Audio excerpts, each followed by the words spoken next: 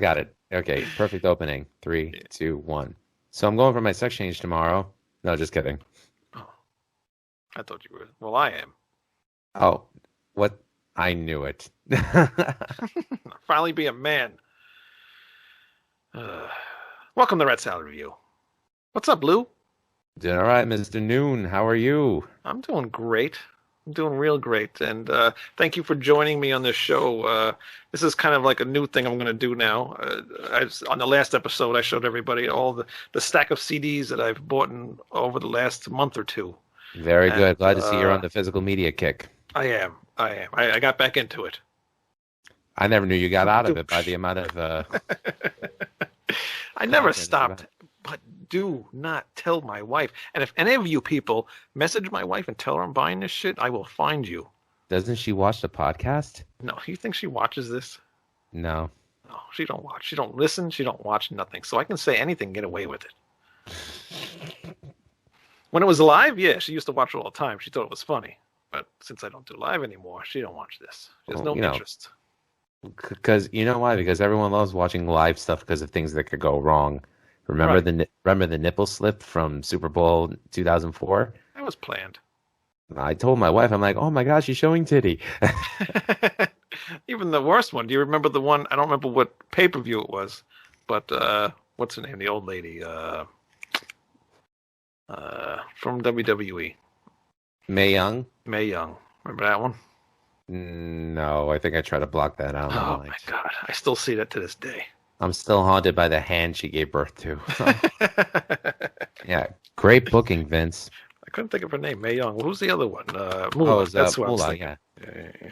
And there was a Dark Side of the Ring based on Moolah where she got tarnished. Oof. Yeah, not a nice woman. No, not at all. But we're not here to talk about wrestling. You can say that for Beyond Bushido, which you can find here on the Red Salad Review Network. What's up, James and EA? What's up, guys? We are here to talk about music and 2 albums that I bought. And I really never heard of this band. And the only reason why actually I bought these, because when the last Flotsam and Jetsam album came out, we were trying to have a guest come on from the band. And Ken Mary was one of the guys that was doing interviews at the time. It was actually one of the first interviews I was going to have on this show. And it turned out that the guy never got the info of coming on the show, and I got into a big argument with the guy who was booking all the interviews, and the interview never happened. But it was the first time I ever heard of Ken Mary, and actually Troy Noah was on the show at the time, and he goes, oh, I know who Ken Mary is. He was in the band Fifth Angel. And I look up Fifth Angel, and lo and behold, it's this band here. And I've never heard of them before, and never really picked up their albums, and I saw they were on sale for $5 each, so I couldn't leave them there at the website that I was on, and I grabbed them. Good steal. They were a good steal, and I liked them a lot. So, and well, then you, I think my background is actually the debut Fifth Angel album. It is. It's this one right here. And I was talking to you the other day about this, and you said you knew who this band was, and you used to listen to them when you were younger. And I did actually tape from your brother or something, right? Yeah, my older brother, my late brother Mike, who was really into prog metal back in the 80s. Like, he was a huge fan of Queensryche, Fate's Warning, Crimson Glory, and I would say probably the number 4 power metal group from the United States at the time, I would say would be Fifth Angel. He had the album Time Will Tell, and they have a song on that album called Midnight Love. That was actually the theme song for the Channel 9 Howard Stern show for 2 years. So that's how I heard about them. I had no idea. That was the last time Howard Stern did anything good. Yeah, I don't listen to him at all. I never really liked him. Hack. Yeah. But, so this is my first time hearing this band, and just some little info on the band. They were formed in Seattle in 1983. Bellevue, to be exact. That's right.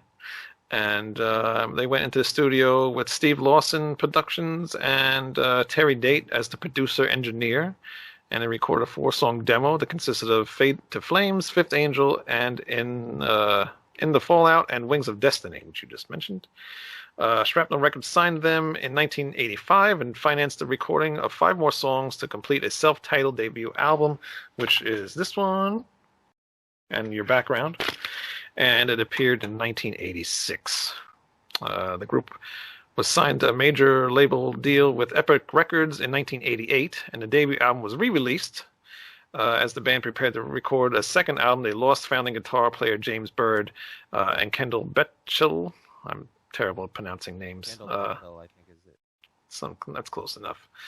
He was brought in as his replacement, and in 1989, the follow-up record "Time Will Tell" appeared, but the band had lost its label support, with its members going their separate ways by 1990. So this band really wasn't around very long, and they kind of called it quits after that. But in 2000, there was rumors that they were reuniting, and it finally happened in 2009. And Ed Archer, John Macco, Kendall Bechtel were joined by drummer Jeffrey McCormick. And in 2010, the band played its first ever live show in its history at the Keep It True Festival. That's really strange. That is amazing that band never once played a show or did a tour. Nothing. And yet they had a video on MTV back in '89. Really? What was the video for? I think it was the title track, Time Will Tell. I think it was that. Yeah. I didn't know that. I didn't even look that up. But, so they did that. And then McCormick left the group in 2011, along with announced lead singer David Felfault. He never even performed live with them. But in 2017, Fifth Angel has been active once again. Mm-hmm. And then the original drummer Ken Mary rejoined the group, and vocalist Peter, another name that's going to be pronounced terribly wrong, Aurelian. He returned to sing for some. Good as mine. Yeah, he returned to sing for some 2017 engagements, and then the band booked 2 shows for the year: April 22nd in 2017 in Seattle, Washington, and the Keep It True Festival again in Germany. And their third album, The Third Secret, was released in October 26, 2018 by Nuclear Blast. We're not reviewing that album, but once we do these, and maybe somewhere down the line, we will get to that one. I think we have to. Ralph Vieira from Vieira Vaults praised it. Really? Oh, yeah. So, that's definitely something that I want to get around to doing after we review these 2 albums. Yeah, definitely, because I really enjoyed these albums quite a lot. Sometimes I buy things. I mean, I knew Fifth Angel was okay. I heard some of the clips or whatever on YouTube just to check them out before I actually did buy it, even though it was $5. I mean, come on, it's $5. I got to save my money, I can't just buy everything. Right. It looks like I do, but I don't. Well, but again, this is over the course of like 35 years of buying music, so right. It's not like he bought these all behind him yesterday. People, relax, take it easy. Yeah. No, this is a lifetime of spending all my money. But but yeah, I mean, I'm really glad I bought them because they're awesome albums. I mean, the debut album that you just took your background off of. It was getting annoying because it looked like my head was coming off. Oh, that's all right. And you said I look like a Klingon at one point, and well, only when you turn your head. I'm always turning my head, trying to turn away from the mic so I don't, You gonna sing "Chocolate Rain" next? Chocolate Rain. Blah, blah, blah. No. It's like I said, it's a great debut album. They really came in with the guns blaring, and they really could contend with any band at the time with the same style. I think it just like I mentioned on the last show with Paul Gaskin, I kind of messed it up a little bit, and I really meant for Fifth Angel. They remind me a lot of Riot. They have a lot of Riot sound. Actually, on this album, on the second album, I don't think they really have that sound, but on this one, they have that like '80s. Like pump your fist up and yes, get into it kind of thing, I compare it more to like Dave Pritchard era Armored Saint. Yeah, I can hear that. Or what else did I compare it to? Actually, it was I remember the band Lion, which is famous for being the band that brought Doug Aldrich from Dio and Whitesnake to the forefronts. All right. Reminded me of a lot of that. And unfortunately, the problem is when people think power metal, they kind of lump it in with like the spandex clad, big hair wearing hair metal. And it's 2 completely different sounding, genres. Poison does not sound like Fate's Warning. And Fifth Angel does not sound like everything else out there. I mean, I would even go so far as to, like, I hated when people refer to Dokken as a hair metal band. You're gonna tell me that Tooth and Nail's a hair metal album? Give me a break.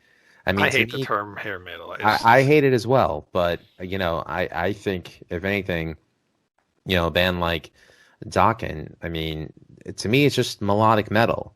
Hmm. And I would say,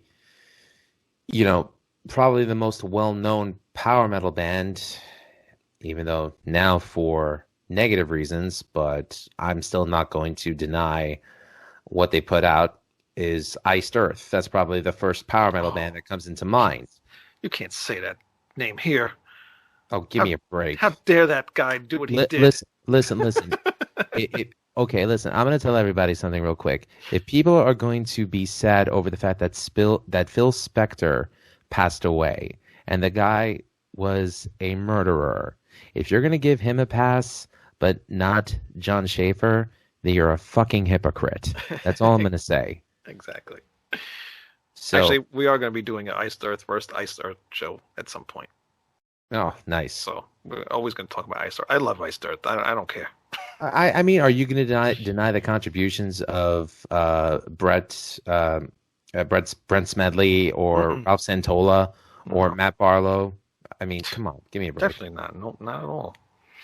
So, yeah, forget what they say. But anyways, though, so when people think of American power metal, people mostly thought of Iced Earth most of the time. I mean, Fifth Angel, I would probably say, since they had less prog leanings, I would definitely call them and Riot, and Armored Saint. I would say that is Proto-American power metal, definitely.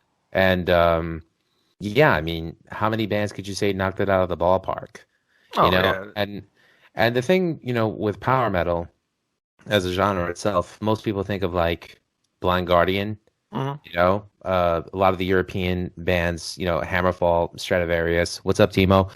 A lot of people think of them as what power metal should sound like. And to me, when I listen to Fifth Angel, I actually think more of a dystopian, apocalyptic Mad Max type setting. Dudes riding on Harleys without helmets on. I mean, and hot girls. Let's not forget the hot girls, ladies and gentlemen. But that's the kind of image that it conjures up with me, and I love it. So yeah, I think so too. I envision all that stuff when I listen to this. So it's cool. It's a great album, and actually you mentioned Timo and the song "The Night." I swear it sounds like a Stratovarius song. Want to see what notes I actually had for that. Since you and I are shooting the shit about it, might as well take my notes out. So what did I have about The Night? Oh yeah, I just wrote one word: thrashy. Yeah, it is. It's a thrashy song. There's a lot of thrashy songs on this album, actually. Great dual lead harmonies. But yes, there are a lot. In the Fallout, I think that's a thrashy song. No, that's the second song. No, that's the opening track. Is it? Yeah, and I thought. All right, so yep, that one is a thrashy song. And I thought that actually set a great pace for the rest of the album. Yeah, it did. Like I said, when the first album, when it came, when I turned the album on, it's like, they're ready to go, and I was like, damn, I didn't expect this at all, because I actually listened to Time Will Tell first, so I was a little shocked at how this one was, completely different. To me, Time Will Tell it's just as good an album. Bit of a departure, I would say, from the debut album. Although the debut definitely, I could see why people called it power metal. Time Will Tell is definitely more of a straight up melodic metal, more along the lines of a Dokken, and that's not insulting it. It's praising. I mean, to me, I would hold that album up there with the first 4 Dokken albums, absolutely. One of the biggest things about that album that completely blew me away was a perfect cover of UFO's Lights Out. Oh, you like that song? Well, I'm biased because Shanker's. Okay. Yes, I know you're. Because Shanker's one of my favorite guitar players, and I was just like, when I finally got around to listening to it, I was like, please don't do a note for note cover. And they made it their own. And I thought they did a great job. I like it. I prefer when they cover other bands' material, that they do their take on it. And I thought they did. So. Yeah, no, they did a good job. But as far as the first album, I mean, every single song on here is awesome. There's not one song. Agreed. I pick my favorite songs, but there isn't a bad song on here. No, not at all.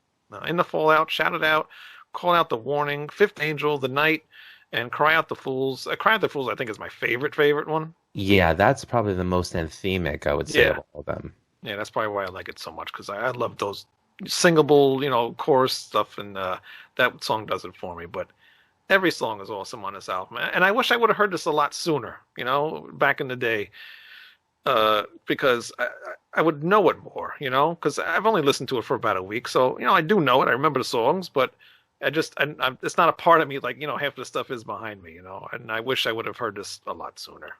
No, it's definitely a grower, especially when you first hear it, like you never forget it. Yeah. But it's unfortunate that with Shrapnel being the band that released it, I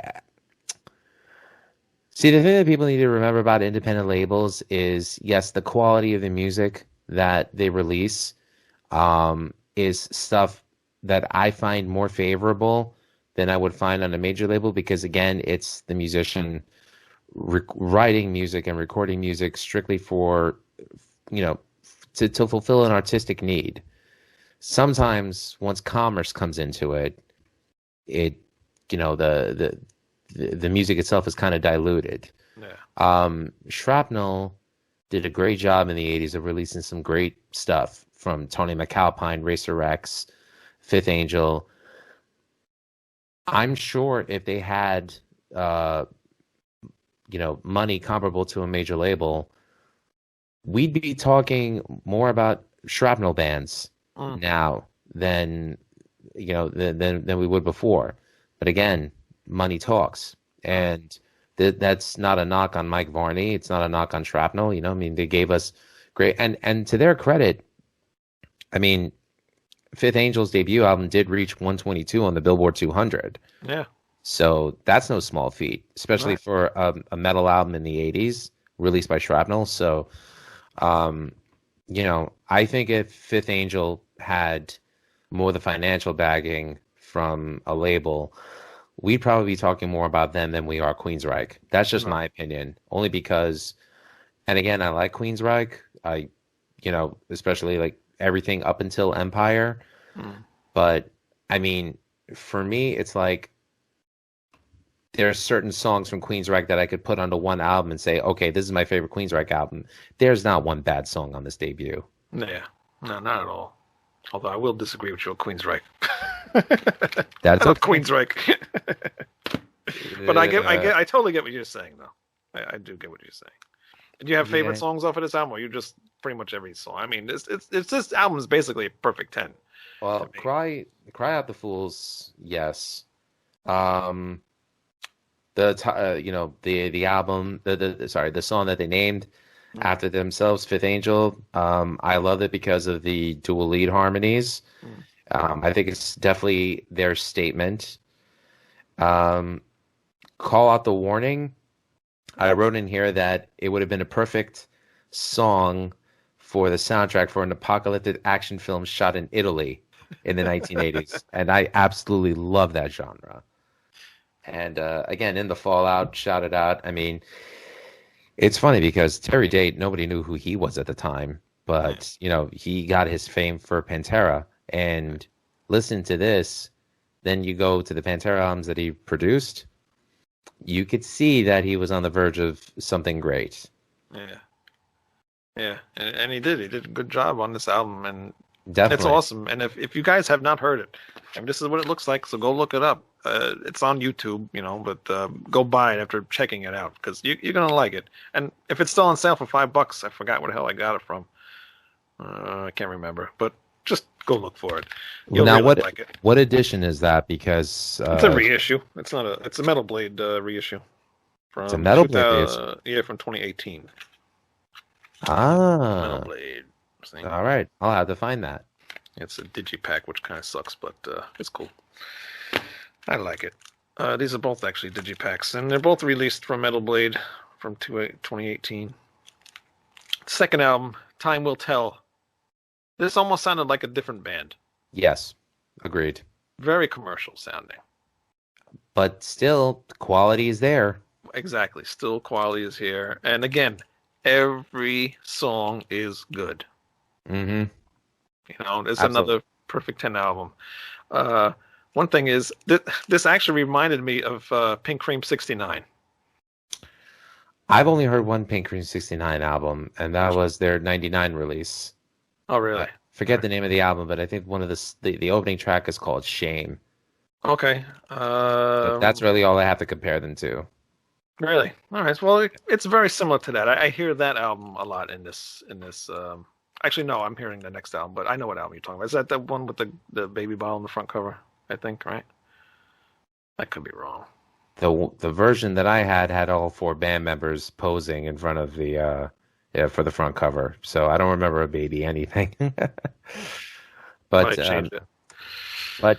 yeah, no, great album. Definitely veered away from the power metal aspects and definitely more Yes. towards like the melodic metal, which again doesn't take away from the fact that it's great music. No, not at Um, all. and they were on the verge of something great with that. And then all of a sudden, heads at record labels who signed bands like Fifth Angel and Dokken to major labels were then put out to pasture. And, you know, the newer, younger, yuppie minded type people tried signing bands that they liked more, which is why a lot of the commercial music in the 90s sucked.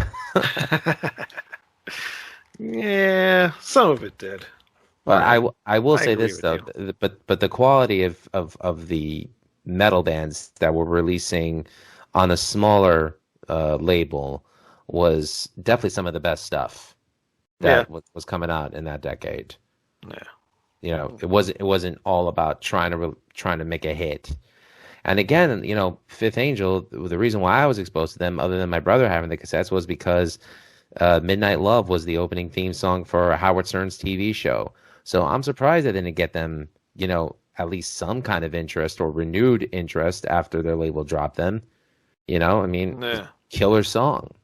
It is. It's a very killer song. Even the opening Cathedral is a really killer song. Yes. Um, yeah, I love Midnight Love. 7 hours. That song's been stuck in my head since I've been listening to this. You know what? But you know what that chorus reminded me of, though? What? What? Love Machine by Wasp. Yes, thank you. I couldn't think of it. Yes. Yep. I was like, did you guys steal from that? You I admitted had it a to. little bit, a little bit. They must have had to have. That's why it was sticking in my head. I'm like, why? Why does it sound so familiar? It's even like with the other album. There's somebody stealing something from somebody.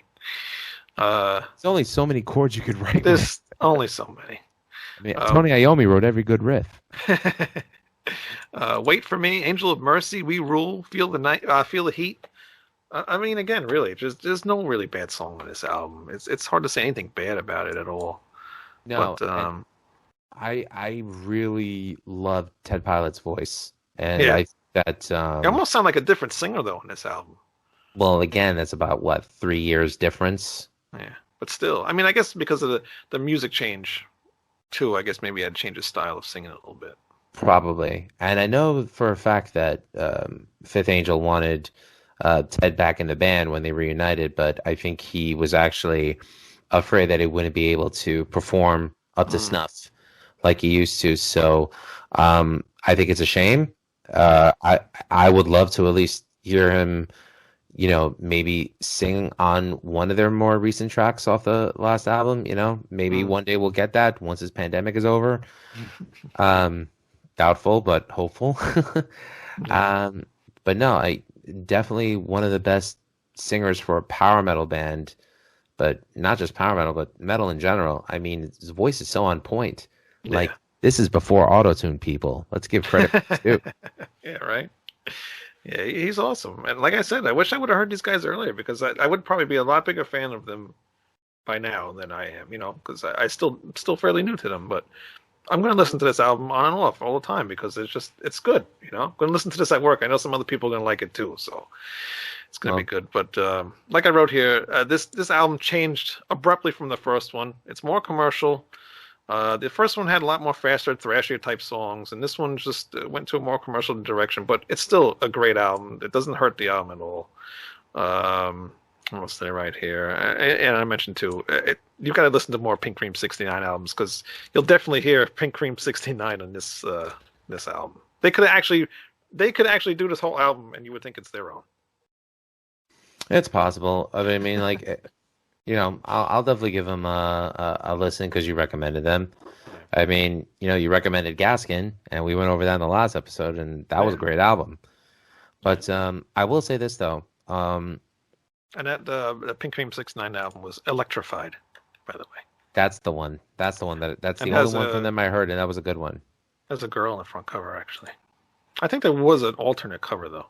Yeah, the alternate cover was the one that I had. So, anyway. But I will say this though. I think Fifth Angel would have been perfect for an opening slot on the Mindcrime tour. I think it would have been cool to have seen them tour with a Dokken, or say what you want about this band, but I think again, White Lion is another band that I feel like gets lumped in with that hair metal term, and I hate it. Again, to me, it was just melodic metal, melodic rock. That's another band I would have liked to have seen them with. I don't know. It's just a shame that they never got the credit that they were due. That although you could say that they got a break by signing to Epic, a division of Sony, they never had that break. And I feel like if they did, they would have surpassed. Yeah, I think so too. The way that what they're known for now. Yeah, I definitely think so. They were great musicians, awesome musicians. I mean, they still are. They got that new album out, and actually Ken Mary's in Flotsam and Jetsam, which is really strange because, that's a really departure from Fifth Angel. Did he replace Jason Bittner? Yeah. Okay, because Jason Bittner's an Overkill now, I think. Is he? I don't know. I believe so. I've seen Jason Bittner a bunch of times with Shadows Fall. Sick drummer. Yeah. So. Yeah, no, he's awesome. But Ken Mary's awesome too. I mean, he does a great job on the latest Flotsam and Jetsam album. If you haven't heard that one yet. No, I'll definitely give that a listen. Yeah, definitely give that a listen. They're back to their thrash roots, so you'll like that one a lot. All right, very cool. But yeah, I mean, both Fifth Angel albums, 10 out of 10 for me. Yeah, same for me too. I can't say nothing bad about these albums whatsoever. No. So, and hopefully this episode of Rat Style Review will turn more people onto them and get people to buy their material. And buy their stuff. Here's what they look like again. Look for them, buy them. Fifth Angel. Time will tell in the same title debut. Go buy them and go check out the new album. I don't know what the hell it's called. I forget what the name of it is. Is there a name up here? Oh, it's the Third Secret. The Third Secret. Yes, I did say that before. So go check that out. And hopefully they make another album. But hopefully we get to listen to the Third Secret before they do that. Secret, not Secret. Yeah. That's what I say. Yeah, apparently they said that they that Nuclear Blast is treating them a lot better than Sony did. So, well, Nuclear Blast is they're like one of the top metal labels now, I believe. They got everybody on there. That's true. I mean, they've definitely come a long way from being, just power metal or black metal or death metal. I mean, at one point, Nuclear Blast had oh my God, they had Dimmu Borgir, they had In Flames, they even had Narnia at one point. Yeah. And which is funny because I wish Narnia had done the soundtrack for Chronicles of Narnia. That would have been perfect. I thought it was a movie about the band. I remember when Aslan came back from the dead in Chronicles of Narnia. I was just like, why is Inner Sanctum not playing right now? It should be. I like them. I didn't get the last album, but I like them. Yeah, but Fifth Angel, man, good shit. Good shit. Yeah, and I'm glad you were here to go through that with me. It was a very good listen. And absolutely. I can't wait to see what you're going to pick out of my pile next. And I don't want you to think it's all about me. I let you pick your stuff too. But I got a lot of stuff to get through. You know what I would like to do with you is probably maybe like a Carnivore retrospective. Okay. I'm not a huge fan of Carnivore, but I'll do that. They only have 2 albums, so that's easy. Yeah, they really only have 2 albums, and they're each like half an hour long. Yeah. I mean, it's not like the long, dirgy anthems that Typo Negative would write, but Maybe we could do that closer to April because it's April 16th, 2021 will be 11 years that we've lost Peter Steele. Oh So wow, yeah. doesn't seem like it's that long. It's Actually, crazy. one thing I would want to do, I'm trying to do with Music is Live podcast is I want to see if I could get Louis Beto, the original drummer from Carnivore, to come on. I shot him an email, but I didn't get a response yet. But it is a Mm, goal, and I'm friends with Johnny and Kenny on Facebook, mm. so I would like to get them and maybe the engineer for the typo releases that were recorded at Systems 2, Mike Marciano. Those are goals of mine to try to get them Yeah, to come on. So cool. Well, good luck. thank you. I'll need it. And where can we find that beautiful podcast of yours? So I'm happy to say that you can find the Music is Live podcast exclusively on the Rat Salad Review Network. You could also subscribe to my podcast on formats such as um, Apple Podcasts, Google Podcasts, Spotify, and now even Pandora through Rat Salad Review Network. Yeah. And you can also find my YouTube channel, Music is Live Podcast, where I got 3 episodes up, with more on the way. So definitely got some episodes. We're definitely gonna have to review some Dark Side of the Ring stuff once it comes Mm. out. Yeah, you could do that. Yeah, I had a lot of fun doing those with you. Well, it was just a one episode, but I had a lot of Yeah, we fun doing did. that. Which one was it? I don't I remember. think it was the Fall of Owen Hart. Yes, yes, yes. Yeah. No pun intended. That's terrible. Sorry, Owen. I'm so sorry. Oh, God. But please go to ratsaladreview.com and like Lou said, please subscribe to his YouTube channel too. Lou, Music is Life Music is Live podcast. Podcast. And of course, Wayne, the high muckety muck of Rat Salad Review. Thank you as always, for having me on your show and for hosting my poor little podcast. Really No appreciate the love, buddy. Thanks. No problem whatsoever. Actually, we're going to be adding a couple new shows too to the network. So once they get started, I will announce those. Good. So when you do, let me know. And if you create a new intro or a new, I will, because that intro that you use is old, and half of those shows aren't even on the network anymore. Is the great Harry Barnett even still like around? No, he's still around. I was just on his birthday episode. Okay. Like 2 weeks ago, and actually, I'm doing a 3D printer episode, a 3D printer show with him. Mhm. That's fun. That's cool. By the way, did you make a 3D printout of the Power Slave album? Is that what that was? No, that was I found a like a 3D video, and I just took a picture of it. Oh, okay. Because I was like, wait, did you just make that? That's awesome. I know. I wish I could. I'm sure I could though. I don't know. A lot of things you can do in that thing. Although I feel like throwing it through a window once in a while. It's a pain in the ass. Just do what I do, buddy. Just buy Funko Pops. That's all I do. Oh, I have a few of those. I got the Maiden ones and I got the Ghost ones. And I can't believe the Rush one goes for like $200 almost. they have a Rush one? They have one with it's Getty, Alex, and Neil from the 2112 Farewell to Kings era. And it's so bad the way they made Getty's nose. It's fucking huge on his face. And I saw it. It was like $1.75. I was just like, oh hell no. Yeah, no, that's You know, expensive. But it's a and yet- shame you didn't get it, when it first came out, because you'd be making some dough. See, like right now, I'm at the point right. I don't care to sell anything. I mean, I have 4 guitars Yeah. and a bass guitar right now. And when I needed money back in the day, I would hawk my guitars. But no, now that I have my Fender Strat, my Dean Vendetta, my Jackson Adrian Smith, and my Steinberger banjo, as some people refer to it. Terrible looking guitar. Yeah, but it sounded good. It sounds good, yes. I mean, that's what I used to record Atomic Punk with. And again, I'm going to make fun of Wayne because he hates the phase shifter sound. God. Hate that thing. You realize that was a big part of Eddie's tone. That's why it was I used it on Atomic Punk. You better hope I never come to your house and see that thing laying around, because I'm going to step on it. You touch it, I'll kill you. That is the most annoying thing. That's like Jim Carrey. You want to hear the most annoying sound you ever heard in your life? What is it you don't like? The whoosh?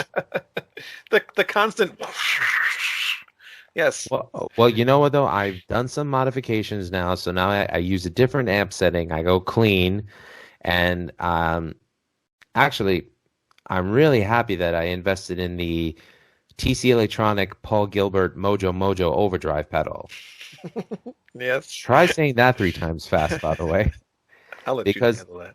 that actually gives you like a really warm, crunchy tone for like hard rock, old school metal type stuff. Really, really happy with it. Actually, that's what I used to re-record We're an American Band with. So, Okay. you know, Yeah, and it you're came out good. well, yeah, because I didn't have the phase shifter on. I didn't use the annoying GarageBand settings. I made Of my own course, settings. I just re-recorded the drums for that, and of course, Troy, Mr. Perfect. It's a little sloppy for him, but it'll work. Dude, you were in cold steel. Seriously, come I on. know. I mean, Get over it, Troy. relax. Come on. Yeah, we're just having fun. I know. We ain't And getting he paid for this. no, and he picked the song too. So it's not like I would have picked American Band. Who the hell picks American Band? No comment. Uh, Out of all the Grand Funk Railroad songs, American Band. well, what would you rather do? Some kind of wonderful? That wouldn't fit the theme of the show. No, actually, the only other song I know is "Closer to Bee from Home." the heavy metal soundtrack. What? Queen Bee from the heavy metal soundtrack. I never saw that, but the Halloween covered "Closer to Home," so I know that one. Is that on Metal Jukebox? No, it's on the bonus disc of Master of the Rings. Oh, okay. Yeah. By the way, I did have Metal Jukebox on CD, and I have to say my favorite cover on that was "He's a Woman, She's a Man." Their cover Yes, of that was cool. And I yes. hate the Scorpions, and that's a cool song. I think we've had this discussion before. I forgot you hate the Scorpions. Hate the Scorpions, and I hate Dokken, which you've mentioned tonight, and I don't You like hate White Lion Dokken? either. Oh, Dokken is the worst band I've ever heard in my life. Well, one of the worst ones. Yeah, What is it about them you don't like? everything. I don't like George Lynch. I I don't don't. like George Lynch now, but I love George Lynch then. No, never. To each their own. Do you lump them in with like Poison and bands like that? Is that what it is? No, no, they're a metal band basically, like hard rock metal band. Poison is. I don't like Poison either, but yeah. But hey, you know what? I mean, trying to think, is there? I'm sure there are many bands that people love out there where I'm just like, I just don't get it. Hmm.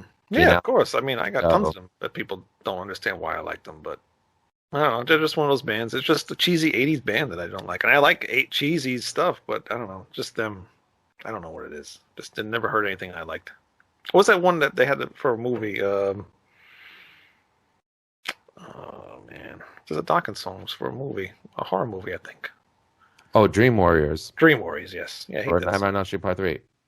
Oh, that song's cheesy, but I mean, you know, though, again, when I listen to it, it brings me back to a fun time. So if I were to blast it in my car at a volume of 52,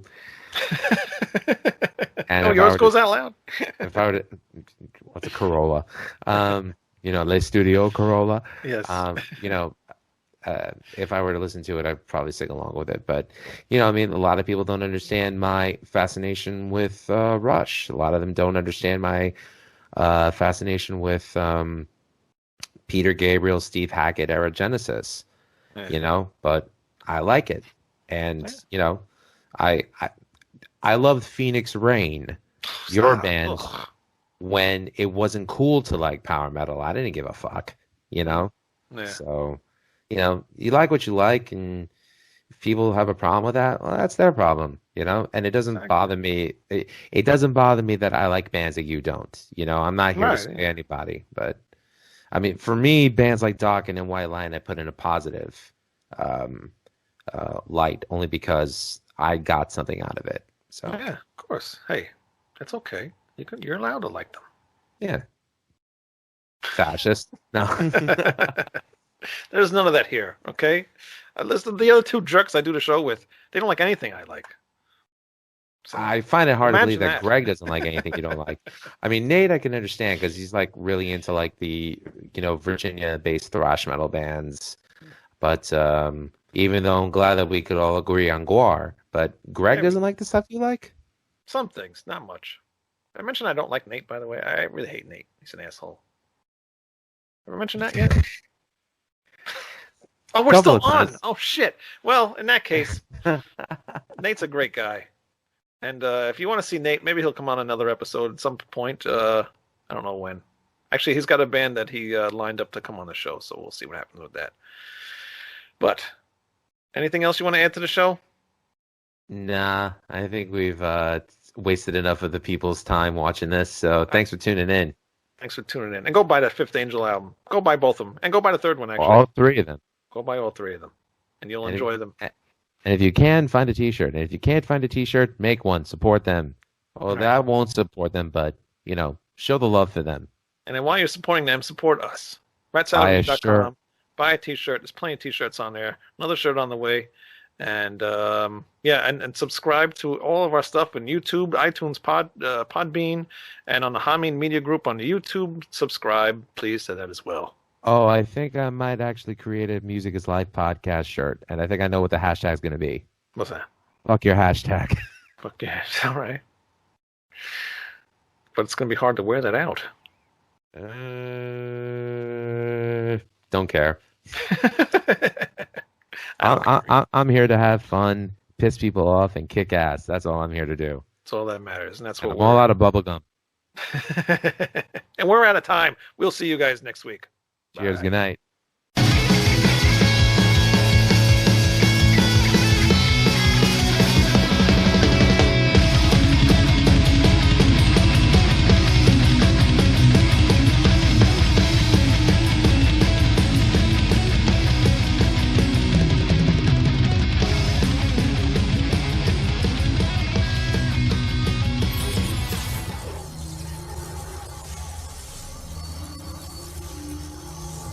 What?